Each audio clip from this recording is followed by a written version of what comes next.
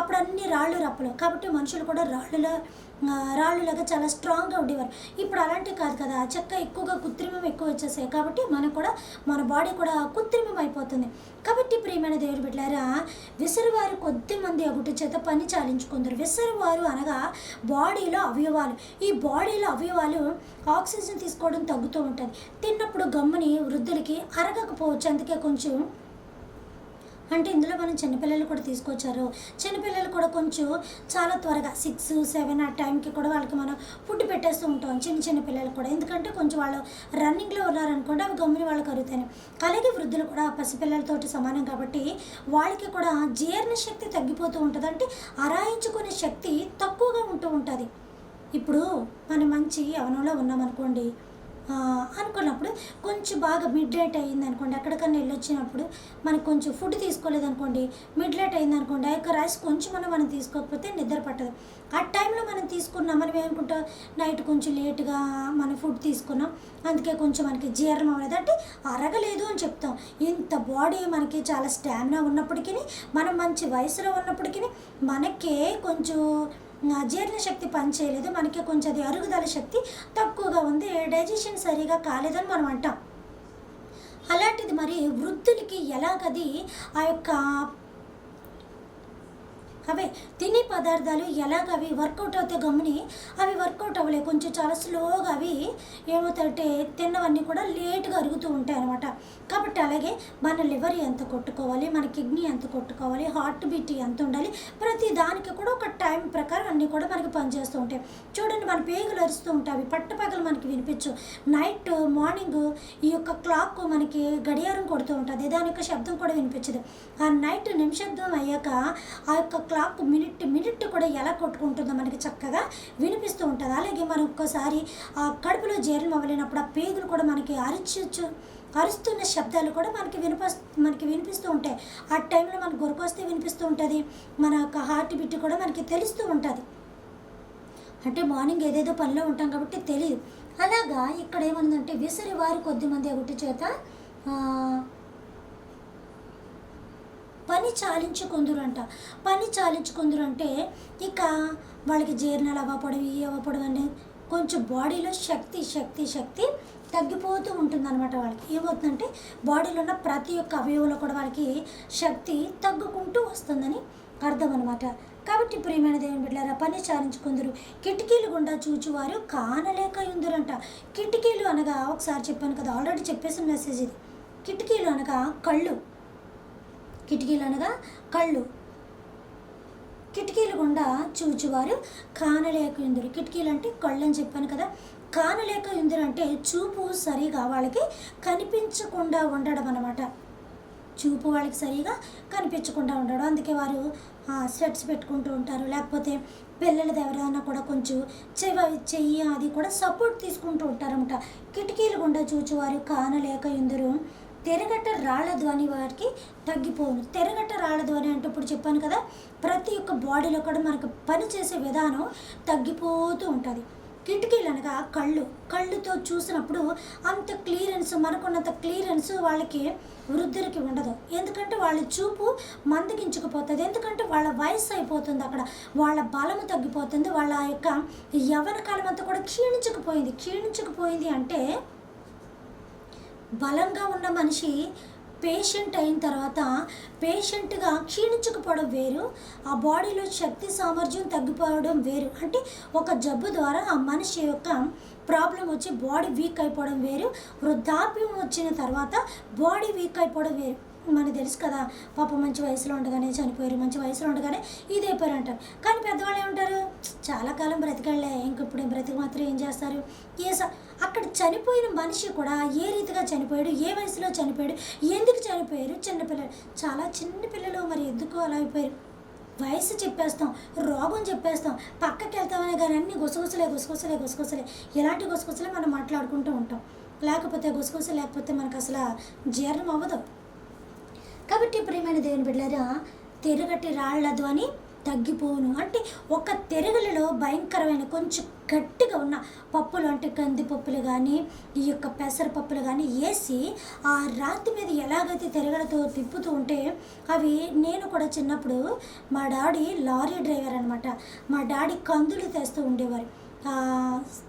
సంచిలో కందులు తెస్తుంటే మా మమ్మీ ఏపి దాంట్లోని ఇది చేస్తూ ఉండే మేము కూడా సరదాగా దాన్ని తిప్పుతూ ఉండేవారు.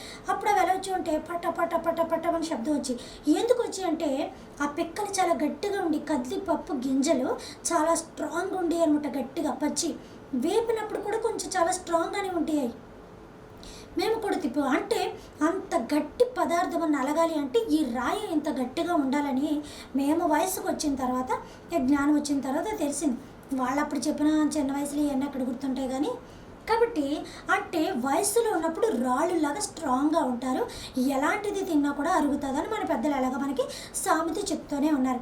కాబట్టి అదే యొక్క మీనింగు ఈరోజు ఇక్కడ మనకు బైబిల్ ఇవ్వబడింది. తేరగట్టి రాళ్ళ ధ్వని తగ్గిపోనంటే మన బాడీ చాలా కరెక్ట్గా ఉన్నప్పుడు, మనం చాలా స్ట్రాంగ్గా చాలా హెల్తీగా ఉన్నప్పుడు ఇవన్నీ కూడా కొంచెం ఎలా తిరిగినా కూడా అవి జీర్ణం అయిపోతూ ఉంటాయి అని బాడీకి సంబంధించిన వివరం ఇక్కడ ఇవ్వబడి. కిటికీలు గుండా చూచువారు కానలేక ఎందుకంటే కళ్ళు సరిగా కనపడవు. ఇంకా వృద్ధులకి ఏమవుతుందంటే వృద్ధులకి ఆ యొక్క కళ్ళు కూడా సరిగా కనపడకుండా ఉంటాయన్నమాట.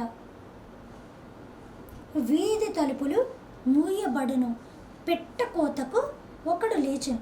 వీధి తలుపులు మూయబడును, పెట్ట కోతకు ఒకడు లేచును. వీధి తలుపులు అంటే ప్రియమైన దేవుని బిడ్డలారా మూయబడును. అవి కూడా కళ్ళే. ప్రపంచమంతా మనం కళ్ళ ముందున్న ఈ చిన్న కళ్ళు ఎలా మూసుకున్నాం అనుకోండి ఏం కనిపించదు, ఇంకా అంతా శూన్యమే కదా.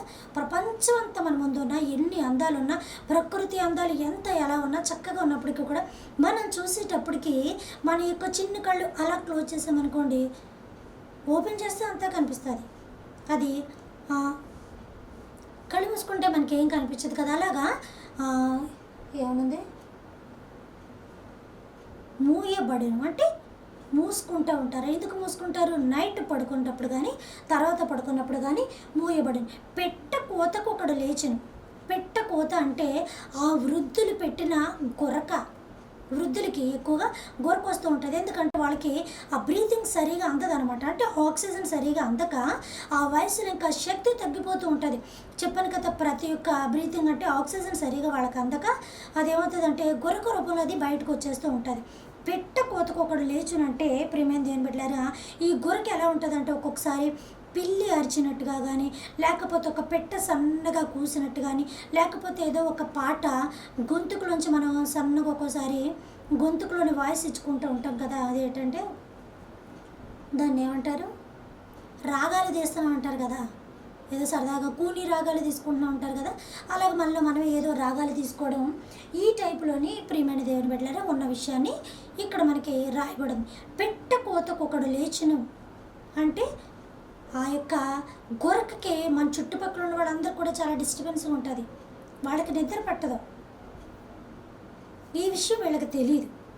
గొరక అనేది మనకు పక్క వాళ్ళు చెప్తేనే కానీ మనకు తెలియదు. అది మన బాడీ నుంచి ఒకవేళ ఆ టైంలో వస్తున్నప్పుడు కొంచెం ఏమైనా అబ్జర్వేషన్ మనం చేయగలిగితే అంటే కొంచెం బ్రెయిన్కి ఏమైనా సంకేతాలు అందితే కనుక ఆహా నాకు గొరక వస్తుంది అని మనకు అర్థమవుతుంది. మన సౌండ్లు బట్టి మనకు అర్థమవుతుంటుంది. అలాగా పెట్ట కోతకు ఒకడు లేచును. పెట్ట కోత అంటే పెద్దవాళ్ళకి ఆక్సిజన్ సరిగా అంతకా టైంలోని గొరక వస్తూ ఉంటుంది. గొరక వచ్చిన ఎవరికైనా సరే వాళ్ళకని వీళ్ళకనే కాదు లేచును. పెట్ట కోతకు ఒకడు లేచును. సంగీతము చేయు స్త్రీలను నాదము వాదించువారును నాదము చేయువారును నిమిషబ్దముగా ఉందురు. ముసలాడు సంగీతం ఏం చేస్తారా వృద్ధులు? సంగీతము చేయు స్త్రీలను వాదం చేయువారందరూ నిమిషబ్దముగా ఉందురు. సంగీతం అంటే ఏంటో తెలుసా? పాటలు కాదు, సింగర్స్ అనుకుంటున్నారు ఇక్కడ కాదు. అంటే ఇందాక చెప్పాను కదా, బాడీలోంచి కొన్ని అరుపులు మనకు వస్తుంటాయి. అరుపులు అంటే దయ్యాల అరుపులు, లేకపోతే వాళ్ళు పడుకున్నప్పుడు అరిచే అరుపులు అవ్వనట్లే మన బాడీ కొన్ని శబ్దాలు చేస్తూ ఉంటుంది. చెప్పాను కదా, అంటే పేగుల్లోంచి కానీ, లేకపోతే కొంచెం హార్ట్లోంచి కానీ, లేకపోతే ఇలా గురకలోంచి కానీ, ఇలాగా కొన్ని శబ్దాలు మనకు దాన్ని సంగీతము అంటారు. అంటే అది బాడీలోని వాళ్ళకి ఎక్కువగా తెలుస్తుంది. మనకి బయటకి రెండే తెలుస్తాయి. ఒకటి గురక తెలుస్తుంది, రెండు రెండు ఏటి చెప్పాను, రెండు ఇంకోటి ఏదో తెలుస్తుంది. నాదము చేయవారందరూ నిమిషబ్దముగా ఉందరు. నాదం అనగా అదే చెప్పాను కదా, బాడీలో గురక నుంచి ఇక నిమిషబ్దముగా ఉందరంటే వాళ్ళ శక్తి తగ్గిపోతూ ఉంటుంది. వాళ్ళ శక్తి తగ్గిపోతూ ఉంటుంది. వాళ్ళ యొక్క స్టామినా ఎవరికి, పెద్దవాళ్ళకి, ఎవరికి వృద్ధులకి, ఎవరికి కొంచెం బాగా వయసు పైపడ్డ వాళ్ళకి అనమాట. అంటే ఇంకా వృద్ధులు తీసుకోండి, తెలుసు కదా, వృద్ధులకి నాదము చేయవారందరూ నిమిషబ్దముగా ఉందరు. అంటే ఇవన్నీ తగ్గిపోతున్నాయి తగ్గిపోతున్నాయి తగ్గిపోతున్నాయి, నీ బాడీలోంచి అన్నీ కూడా తగ్గిపోతున్నాయి. అంటే అర్థం ఏంటంటే నిమిషబ్దముగా ఉందరు, ఎత్తు చోట్లకు భయపడదురు. అంటే ఇందా చెప్పాను కదా, కొంచెం మనం స్పీడ్కి వెళ్ళిపోతాం. కరెంటు పోయినా, ఒకవేళ కరెంటు పోతే మనమే కొంచెం కన్ఫ్యూజ్ అవుతూ ఉంటాం. ఇక వృద్ధులు ఎలా నడుస్తారు, చిన్న గుట్ట వచ్చినా కూడా పెద్ద లోయ వచ్చింది అనుకొని, మరి బాబు కొంచెం ఇవ్వరా నాకు అని అంటూ ఉంటారు. లేదా అక్కడ నుంచి ఉండిపోతారు వాళ్ళు. ఎందుకంటే వాళ్ళకి ఏదంటే అది పెద్ద లోయ కింద కనిపిస్తూ ఉంటుంది. మనకు అది చిన్న గుంట అవ్వచ్చు, వాళ్ళకి మాత్రం అది పెద్ద లోయ కింద కనిపిస్తూ ఉంటుంది.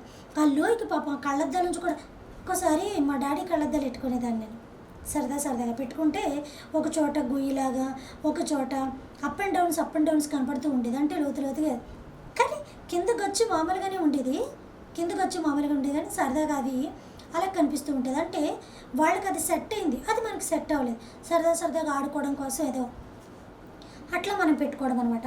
కాబట్టి ప్రియమైన దేవుని బిడ్డలారా, ఏముందంటే ఇక్కడ భయపడదురు. ఎత్తు చోట్ల కంటే ఇక్కడ ఏదో పెద్ద లోయ ఉందనుకోండి, చిన్న ఎత్తు వచ్చిన ఒక రోడ్డు కొంచెం ఎత్తుగా ఉన్నా, కొంచెం అప్పగా ఉన్నా కూడా ఏదో పెద్ద కొండ వచ్చేసింది నాటకాలు చూసి బాబా కొంచెం ఎవరా బాబా అంటూ ఉంటారు. లేదంటే అక్కడ ఆగిపోతూ ఉంటారనమాట.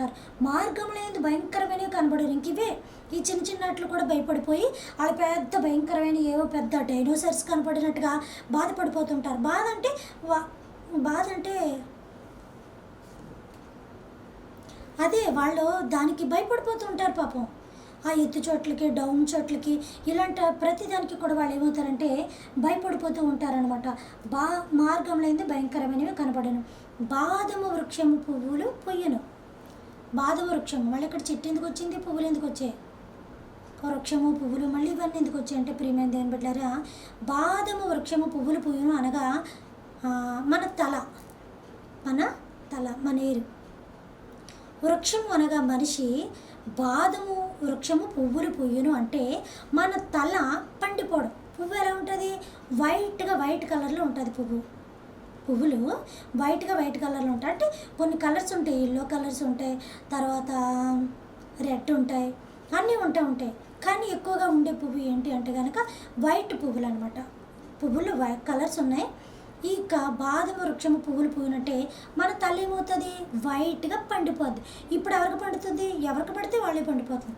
ఎందుకు పండిపోతుంది అంటే ఈ షాంపూలు బట్టి వాటిని బట్టి కెమికల్స్ ఎక్కువైపోబట్టి మన బ్రెయిన్లో కొంచెం ఎక్కువ వెళ్ళిపోబట్టి అవి ఎక్కువగా సెల్స్ అన్నీ చచ్చిపోతూ ఉంటే అలాగవుతూ ఉంటుంది.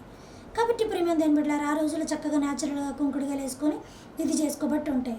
నేను ఇప్పటికీ కూడా కుంకుడుగాయలు వాడుతూ ఉంటాను ఎక్కువగా. ఎప్పుడన్నా ఎమర్జెన్సీ అయితే కనుక అవి తప్ప, లేకపోతే ఇప్పుడు కూడా న్యాచురాలిటీ నేను తీసుకోవడానికి చూస్తూ ఉంటాను. నాకున్నంతలోనే గొప్పగా ఏమక్కర్లేదు. మన చిన్నప్పటి నుంచి మనకి ఏది అలవాటు చేశారో ఇది ఓల్డ్ ఈజ్ గోల్డ్ అని అంటారు. కాబట్టి అవి కొంచెం మనం పాటించగలిగితే ఇంకొంచెం, అంటే 20లో పోవాల్సిన వాళ్ళు 60 దాకా రాకపోయినా కనీసం 40 దాకా వచ్చినా పర్వాలేదు. కాబట్టి కొంచెం జాగ్రత్తలు ఎక్కువగా మనం తీసుకోగలిగితే ఇవన్నీ పాడైపోయే రోజులు, మరి ముఖ్యంగా పాడు చేసే రోజులు, చెడిపోయే రోజులు, మరి ముఖ్యంగా చెడగొట్టే రోజులు.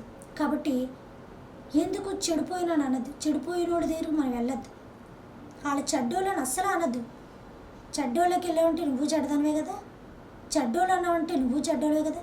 చెడు మాట్లాడుతున్నారంటే ఆ చెడు మాటలు వింటున్నావు, అక్కడికి వెళ్తున్నావు అంటే ఆ చెడు మాటలకి నువ్వు ఇష్టపడ్డట్టే కదా, నువ్వు దూరం ఉంటే ఇష్టపడలేనట్టు. కాబట్టి ప్రియమైన దేవుని బిడ్డలారా, బాదము వృక్షము పువ్వులు పూయును అంటే తల పండిపోవడం. వృక్షం అనగా చెట్టు సంబంధించిన ఆకులు కొమ్మలు పువ్వులు పూయును అంటే తల వైట్గా వచ్చి తల పండిపోవడం. అప్పుడు తల పండిందంటే వృద్ధులు అని గుర్తించేవారు. ఒంగోని నడిస్తే వృద్ధులు, కర్రించుకొని నడిస్తే వృద్ధులు. కర్రలు ఏం కనపడతలేదు ఈ రోజుల్లో. సరే పక్కన పెడదాం. ఇప్పుడు ఏరు పండడానికి అదేం అక్కర్లేదు. చెప్పాను కదా, ఇలాగా అందరికీ కూడా ఇప్పుడు వైట్ ఎయిర్ అనేది వచ్చేస్తుంది. కాబట్టి అది కూడా పక్కన పెడదాం. ఆ రోజుల్లో మాటలే మనం తీసుకుందాం. ఇప్పుడు బైబిల్లో ఇక్కడ ఏమని మెన్షన్ చేయబడిందో దయచేసి మనం అదే తీసుకుందాం. ఏమని? బాదము వృక్షము పువ్వులు పూయనంటే తల పండిపోవడం. మిడత బరువుగా ఉండను అంటే, మిడత బరువుగా ఉండను అంటే అర్థం ఏంటి ప్రియమైన దేవుని బిడ్డలారా? మిడత అంటే ఏంటి? ప్రాణం బరువుగా ఉందంటే ఏంటి? మిడత బరువుగా ఉండును, బుడ్డ బుసరకాయ పగులును. మిడత బరువుగా ఉంది అని అంటే ప్రాణం బరువుగా ఉందని అర్థం. మనం బాగా అలసిపోయి వచ్చామనుకోండి, అబ్బా ప్రాణం చాలా నీరసంగా ఉందంట. అంతేగాని శరీరం నీరసంగా ఉంది, శరీరం భారంగా ఉంది, శరీరం బరువు ఎక్కువైపోయింది, బాగా తినేసాను అని అంటామా? వచ్చి కూర్చున్నప్పుడు మనం ఏమంటాం? ప్రాణం చాలా బరువుగా ఉంది, ప్రాణం చాలా నీరసంగా ఉంది, నేను ఎక్కడికి కొంచెం లేచి రాలేను, నడవలేను, కొంచెం వాకింగ్ చేసినా, కొంచెం ఇంట్లో పని ఎక్కువ చేసినా, కాసేపు కూర్చున్నప్పుడు ఎక్కువగా మాట్లాడినా, నా ప్రాణం చాలా నీరసంగా ఉంది, నేను నీతో మాట్లాడలేను ప్లీజ్ అంటే వాళ్ళని మనం అవాయిడ్ చేయడం చూస్తాం. ఎందుకంటే మన ప్రాణం నీరసంగా ఉంటుంది. అంతే తప్ప శరీరం నీరసంగా ఉంది, శరీరం బరుగుంది, ఈ మాట మనం ఎప్పుడన్నా ఎక్కడన్నా విన్నామా ప్రియమైన దేవుని బిడ్డలారా? వినలేదు. ప్రాణానికి సంబంధించి వాళ్ళు మాట్లాడతారు, ఆ ప్రాణానికి సంబంధించి కూడా మనం వింటూ ఉంటాం. ఒకటి గుర్తుపెట్టుకోండి ప్రియమైన దేవుని బిడ్డలారా, నేను ఒకటి అడుగుతున్నాను.